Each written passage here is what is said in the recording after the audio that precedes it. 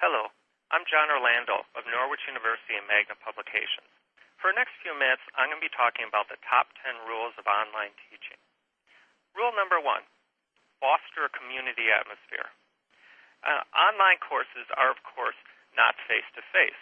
And because of this, it's easy for students to feel isolated from one another and the instructor. So an online teacher has to develop a community atmosphere at the beginning of the course. In fact, I've heard of instructors taking a whole week or even 2 weeks doing nothing more than fostering community in their course before they actually get to the content. Now, there are a variety of different ways in which you can foster community. The most important is to use bios. You should require all students to post a bio of themselves in the course. And you should provide an example by posting a bio of yourself. Now, the bio should include a little bit about your professional qualifications, but more importantly, you should include a little bit about your personal self. For instance, one of our instructors at Norwich University, in his bio, instead of having a professional photo of himself, he has a photo of himself scuba diving with 2 large bags of golf balls. And apparently each summer he goes scuba diving in a pond at the local golf course and pulls out golf balls. So that's the kind of thing that sort of breaks the ice. So it gets students to see the instructor as a human being and not simply an authority figure. And hopefully students will do the same thing. This will get them to kind of start talking to one another. And this is needed for what we might call the flat discussion environment, where there's a kind of equalization in discussion. Instead of the instructor more or less being the center of discussion, and we're going to talk about this a little later, everyone is more or less on an equal footing. So these kinds of bios and this kind of humanization helps create that kind of community atmosphere and allows students to go on tangents and explore different topics when they're in discussion. Rule number 2, follow the course format. Now, online students, and especially adult students, design their lives around the course and the expectations.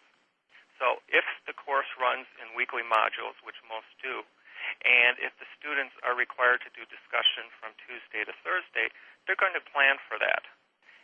If there's a change made, if discussion is moved a couple days on one particular week, you're soon going to find that students are going to have a hard time with that. Many students simply have their lives arranged so that those changes don't work for them. So students in an online format need consistency in the classroom, and I've found have less flexibility than face-to-face students nowadays. In a face-to-face course, they have a little bit of flexibility, but less so in online. So always follow the course format that you laid out at the beginning. Rule number 3, be available. Probably the number 1 complaint we get about instructors is lack of availability. The students will very quickly notice if the instructor isn't actively involved in the course. And I think some instructors believe that since it's not a face-to-face course and the students don't see the instructor 2 or 3 times a week, that the students won't notice if the instructor doesn't peek in routinely. But they really do. They notice very, very quickly. So at Norwich, we require our instructors to log into the course once a day during the week, and then definitely once on the weekend. Mostly because you need to see if the student is asking questions. Let's imagine a student asks a question on a Tuesday and the instructor doesn't log in until Friday, and it concerns a paper that's due Saturday. They don't have enough time to respond to that answer and incorporate it into the paper. So instructors need to log in every day, at least during the work week. Also, be open to calls at home or in your office. Very often students will need to ask an immediate question for something they're doing.